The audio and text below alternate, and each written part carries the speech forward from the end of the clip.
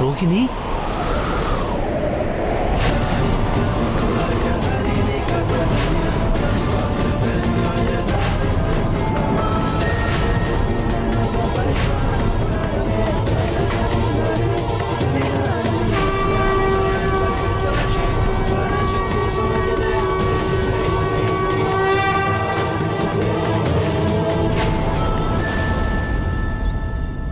அவங்க எங்க போயிட்டாங்க?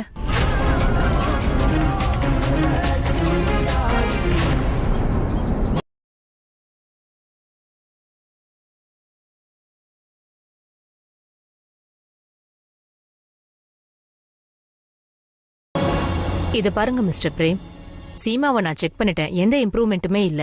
ஆனா டாக்டர், சீமா குணமாகறதுக்கு ஏதாவது வழி இல்லாம இருக்காதுல்ல? இது பாருங்க, முன்ன மாதிரி வழிமுறைலாம் இப்ப இல்ல. பேஷண்ட்டை பலவந்தப்படுத்தி துன்புறுத்தி ட்ரீட்மெண்ட் கொடுக்கறதுக்கெல்லாம் நாங்க மெடிசின்ஸ் மேல மட்டும்தான் நம்பிக்கை வச்சிருக்கோம். ஆனா இவங்க மெடிசின் எடுத்துக்கிட்டா தானே, இவங்க டேப்லெட்டாவும் எடுத்துக்க மாட்டேங்கிறாங்க, இன்ஜெக்ஷனும் போட விட மாட்டேங்கிறாங்க. இவங்க நேரத்துக்கு தூங்குறதும் இல்ல. இவங்க ஒழுங்கா தூங்கலைன்னா நாங்க எப்படி ட்ரீட்மெண்ட் கொடுக்கறது சொல்லுங்க டாக்டர், இது பாருங்க, டாக்டர்ஸ் வெறும் முயற்சி தான் பண்ண முடியும். ஆனா பேஷண்டே குணமாக விரும்பலைன்னா அப்புறம் எப்படி இம்ப்ரூவ்மெண்ட் தெரியும்? இருந்தாலும் எங்க தரப்புல இருந்து முழு முயற்சி செய்யறோம். நீங்களும் பிரார்த்தனை பண்ணுங்க. நான் கிளம்புறேன் மிஸ்டர் பிரேம்.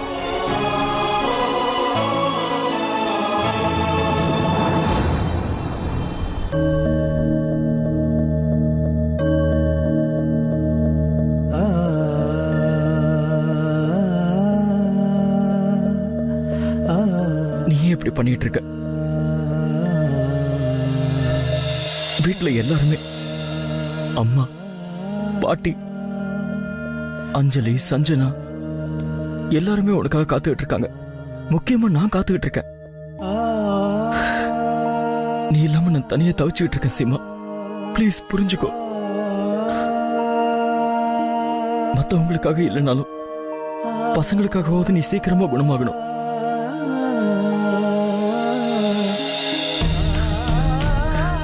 சீமா, என்கிட்ட ஏதாவது பேசு. நான் உன்னோட பிரேம் வந்திருக்கேன். ஏதாவது பேசு. சார், அவங்க ரெஸ்ட் எடுக்கணும். நேரம் ஆகுது சார்.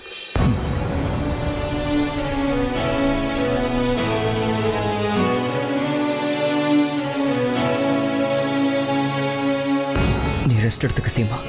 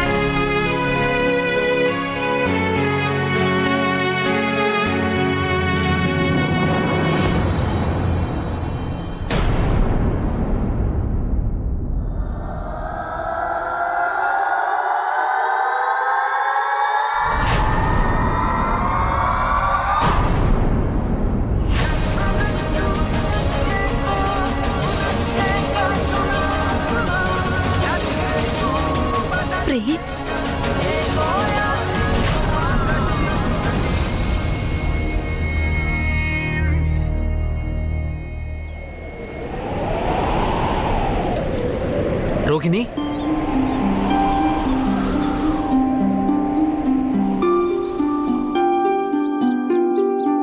ஸ்ருதி,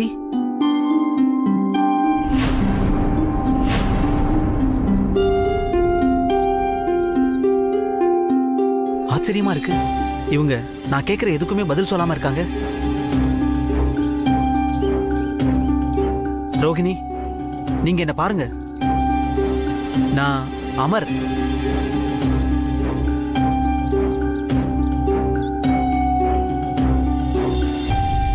எந்த பிரயோஜனமும் இல்லப்பா. பாவம் இந்த பொண்ணு 2 மாசமா இதே இடத்துல தான் உட்காந்துட்டு இருக்கா. எதுவும் பேச மாட்டேன்றா, எதுவும் கேட்க மாட்டேன்றா. எப்போ பார்த்தாலும் அந்த தாயை மட்டுமே தான் பார்த்துக்கிட்டு இருக்கா. இது எப்படி இருக்குன்னா, இந்த பொண்ணு தனக்கு நடந்த அநியாயத்துக்காக இந்த தாய்கிட்ட பதில் கேட்குற மாதிரி இருக்கு.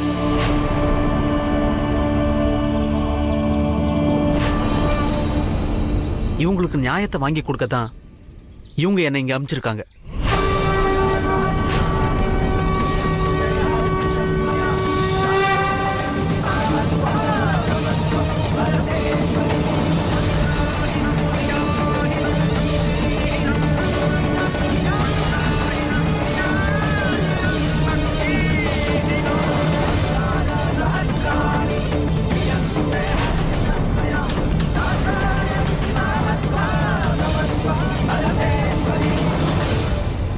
இவங்க ரோகிணி தானே? ஆமா கேலண்டர். இந்த தாய் நம்ம வேண்டுதலை கேட்டுட்டா. அந்த பொம்பளையை தடுக்கிறதுக்கு வழி கிடைச்சிருச்சு. இந்த தாய் நமக்கு துணையா இருக்கா கேலண்டர். இப்ப அந்த மாய பொம்பளை அவளோட கொள்கையில நிச்சயமா வெற்றி அடைய மாட்டா. என்னைக்கும் ஆக மாட்டா.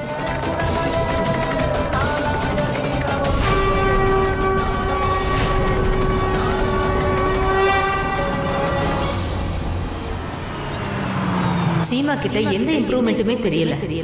இவங்க டேப்லெட்ஸ் எடுத்துக்கிறதுல இன்ஜெக்ஷனும் போட விடுறது இல்ல. டாக்டர்ஸ் வெறும் முயற்சி தான் எடுக்க முடியும். ஆனா பேஷண்ட் குணமாக விரும்பலைன்னா இம்ப்ரூவ்மெண்ட் எப்படி கிடைக்கும்?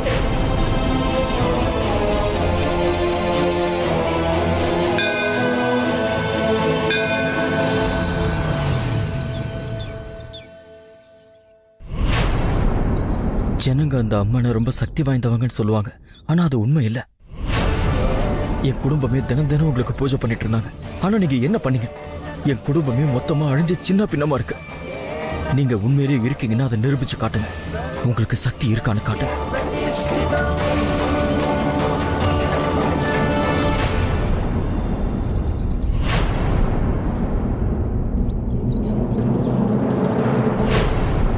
ஸ்ருதியா? அமர் கூட இவ என்ன பண்றா?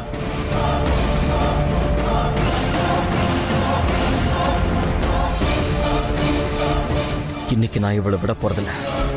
என்னை இவ ரொம்ப நோகடிச்சிருக்கா. என் குடும்பம் அழியறதுக்கே காரணம் இவதான். இன்னைக்கு நான் இவளை கொல்லாம விட மாட்டேன். அமர், அமர் நில்லு. அமர், அமர் சொன்னா கேளு, நில்லு.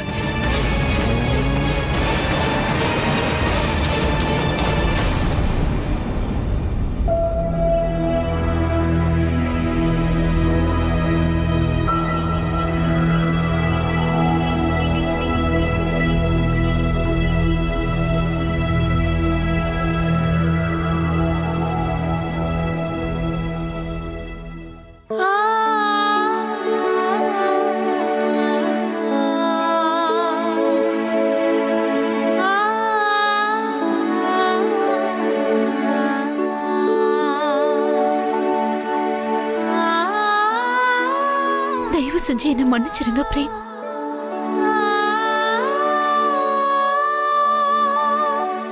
எனக்கு சஞ்சனா அப்புறம் அஞ்சலியை பார்க்கணும்னு ரொம்ப ஆசையா இருக்கு. எனக்கு தெரியும் கடந்த 2 மாசமா நீங்க நான் குணமாயிடுவேங்கிற நம்பிக்கையோட தான் தினமும் என்ன பார்க்க வரீங்க. ஆனா நீங்க ஏமாற்றத்தோட மட்டும்தான் திரும்ப போய்கிட்டு இருக்கீங்க. நான் என்ன பண்ணட்டும் பிரேம்?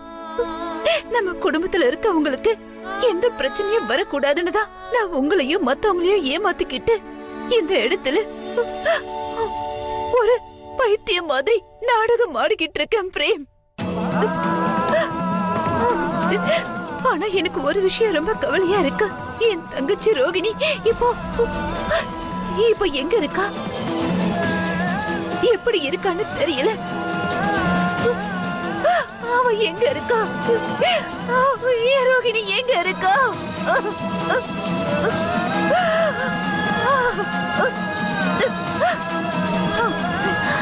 இன்னைக்கு உன்னை பார்க்க யார் வந்தாங்க தெரியுமா? அமர் சீமா. ஆமா, அவன் சாகல, உயிரோட தான் இருக்கான். இன்னைக்கு நீங்க என்கிட்ட அமர் உயிரோட தான் இருக்காருன்னு சொன்னீங்க. அது எவ்வளவு சந்தோஷமான விஷயம். அம்மா தாயே, உங்களுக்கு ரொம்ப ரொம்ப நன்றிமா. நீங்க அமர் உயிரை காப்பாத்திருக்கீங்க. அவரு ஒருத்தரால மட்டும்தான் என்னோட குடும்பத்தை அந்த மாய பொம்பளை கிட்ட இருந்து நான் காப்பாத்துறதுக்கு எனக்கு உதவி செய்வாரு. போதும், இனிமே நான் எதுக்கும் பயப்பட தேவையில்லை. இந்த விஷயத்தை நான் எப்படியாவது அமர் கிட்ட சொல்லியே ஆகணும். ஆனா எப்படி சொல்றது?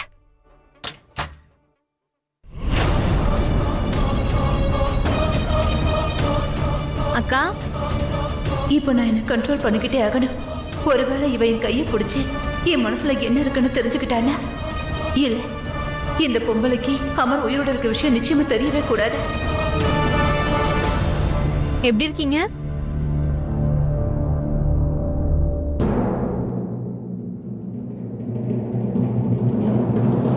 எனக்கு தெரியும்க்கா, இப்பவும் நீங்க என் மேல கோவமா இருக்கீங்க. நான் என்ன பண்றது? நீங்க எப்பவுமே இதே மாதிரி தப்பு பண்ணிக்கிட்டே இருந்தா தண்டனை கொடுத்து தானக்கா ஆகணும். உங்களுக்கு தெரியுமா, நான் தான் உங்களை வசியம் பண்ணி பெரிய பாட்டியை உங்க கையால தள்ள வச்சேன்.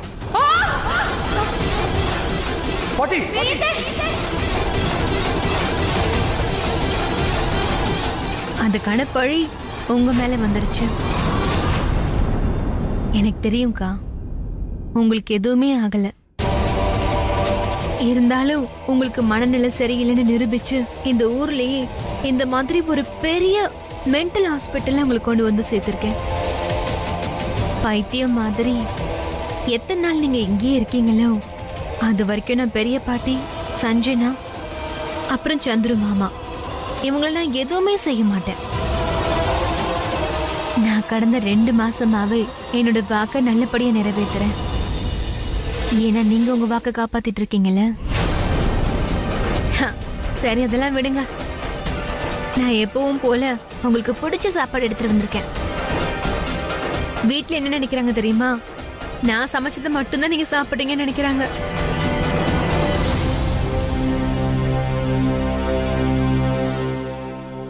வாங்க சாப்பிடுங்க. இங்க இருந்து போயிடு. இப்ப என்ன சொல்ல வரீங்க? நான் இங்க இருந்து போகணுமா இல்ல உங்க வாழ்க்கையை விட்டே போகணுமா? எங்களோட வாழ்க்கையை விட்டு ஒரு நாள் இல்ல ஒரு நாள் நீ போய் தான் ஆகணும்.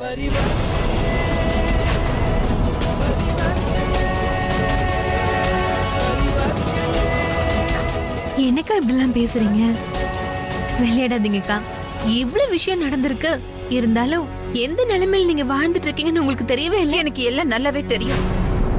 ஆனா என்னோட நம்பிக்கை நிச்சயமா வீண் போகாத. சீக்கிரமா எல்லா பிரச்சனையும் ஒரு முடிவுக்கு வரதான் போகுது. அக்கா, உங்களால எதுவுமே செய்ய முடியாது. என்ன பண்ணணுமோ அதை நான் ஏற்கனவே பண்ணிட்டேன். அப்புறம் இன்னைக்கு எந்த வேலை அறகுறையா இருக்கோ அது நாளைக்கு முழுமையாயிடும். ஏன்னா நாளைக்கு மகா சிவராத்திரி.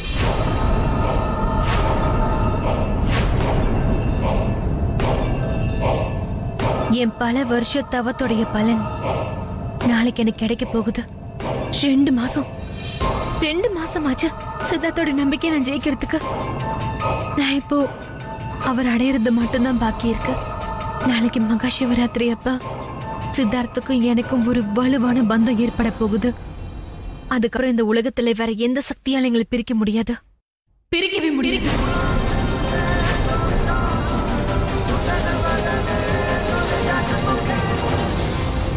சரி, சீக்கிரம் சாப்பிடுங்க. நான் கிளம்புறேன். பத்திரமா இருங்க.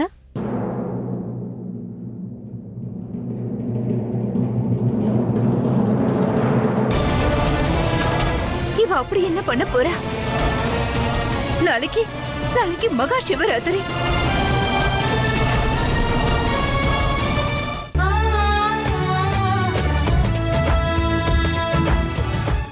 உனக்கு இது பிடிக்குமா? பிடிச்சே ஆகணும். சாய்ஸே இல்லை.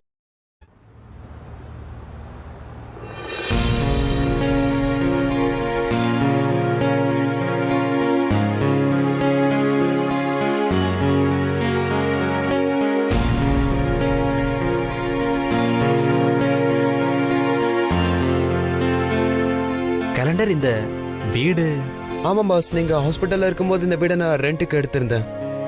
நீங்க இப்போ ரோஹிணி கிட்ட பேசிட்டே இருங்க. நீங்க பேசிட்டு இருக்கிறதுக்குள்ள உங்களுக்கு சுட சுட சாப்பாடை கொண்டு வந்துடுறேன் பாருங்க. கேலண்டர், 2 மாசத்துல ரொம்ப மாறிட்ட. அப்படியா? அப்படின்னா 2 மாசம் கழிச்சு உன் பாஸ் கோமால இருந்து வெளியே வந்திருக்கேன். இப்போ ரோகிணியும் கிடைச்சிட்டாங்க. அதனால நம்மோட பாதி பிரச்சனை சால்வ் ஆயிடுச்சு. ஆனா நீ ரொம்ப சிம்பிளா சாப்பாடு கொடுத்து முடிச்சிடலான்னு பாக்குற. அட, ஸ்வீட்டா ஏதாவது வாங்கிட்டு வாப்பா. ஜிலேபி வாங்கிட்டு வா. கேலண்டர், கூடவே அந்த ஆலு பரோட்டா, வெங்காய பக்கோடா, அப்புறம் கச்சோரி. இன்னும் இருக்கு. சுட சுட டீ வேணும். இந்த சாப்பாடு முழுக்க நம்ம 3 பேருக்கு மட்டும்தானா இல்ல காலனில இருக்கிற எல்லாருக்குமா? அமர்,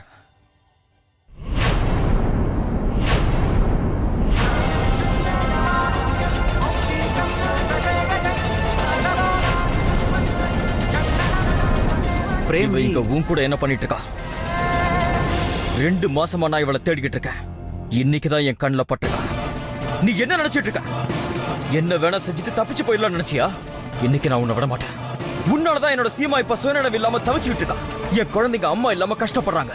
அண்ணனும் பாட்டி எவ்வளவு வருத்தப்படுறாங்க தெரியுமா? அவங்க உடம்புல உயிர் இருக்கு, அவ்வளவுதான். என் குடும்பத்துல அன்னைக்கு நீ ஆரம்பிச்ச விளையாட்ட இன்னைக்கு நான் முடிச்சு வைக்கிறேன்.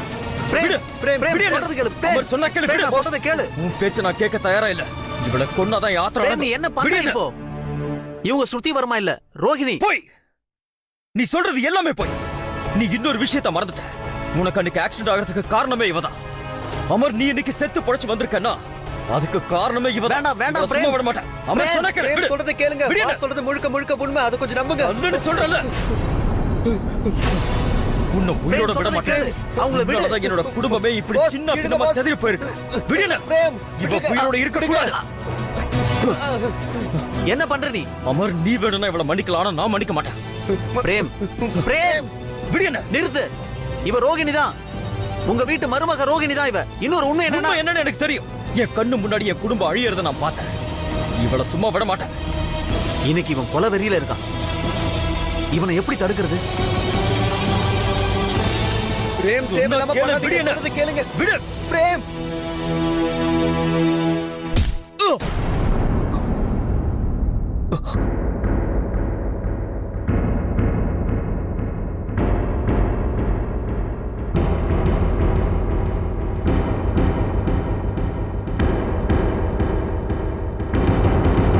நீங்க என்ன வேலை பண்ணிருக்கீங்க?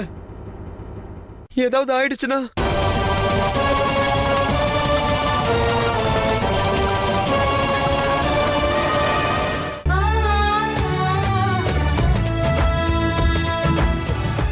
செருப்பை விட்டுட்டு காலை மடக்கி படம் பார்த்துட்டு இருந்தேன்.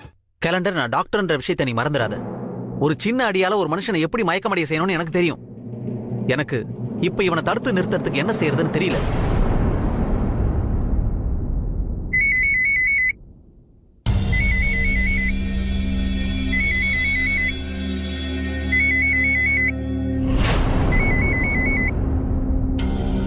பிரேம் ஏன் போன் எடுக்க மாட்டேங்கிறான்? பிரேமோட மெசேஜ். நான் கொஞ்ச நேரம் கழிச்சு கால் பண்றேன். அஞ்சலி, சஞ்சு, கவனமா இருக்கணும். போற இடத்துல பாட்டியை தொந்தரவு பண்ணக்கூடாது. ப்ராமிஸ்?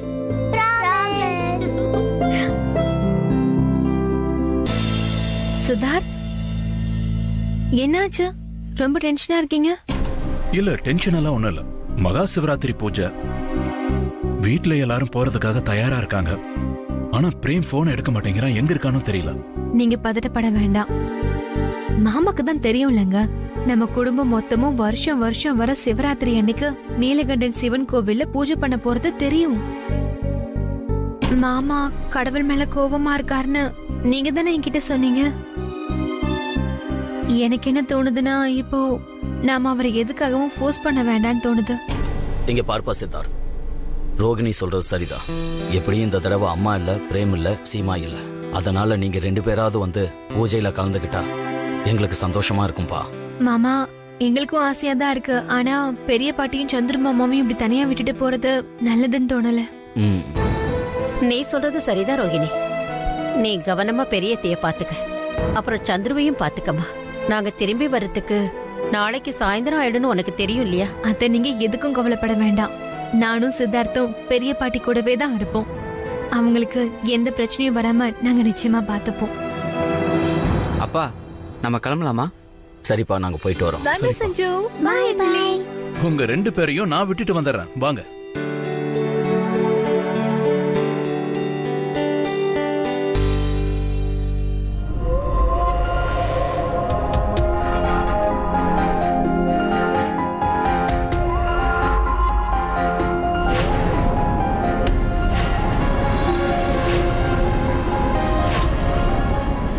நினைச்ச நேரம் இப்ப வந்துருச்சு. இதுக்கு தான் நான் காத்துக்கிட்டு இருந்தேன். இந்த கதவுக்கு பின்னாடி இருக்கிற என்னுடைய நோக்கம் எல்லாமே நாளைக்கே மகா சிவராத்திரி அன்னைக்கு நிறைவேற போகுது.